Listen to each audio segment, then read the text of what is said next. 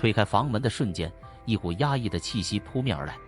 房间内，一张婴儿床和一张单人床并排摆放着，两床之间的地板上静静地躺着雷切尔的遗体。他身着睡衣，双眼紧闭，面容安详，却已失去了生命的光彩。他的右颈处有一道明显的切口，而在他的两腿之间，一把锋利的剪刀静静地躺着，刀刃上还残留着些许血迹。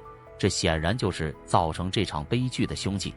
警员们迅速展开现场取证工作，而被带离现场的托德也即将面临警方的深入询问。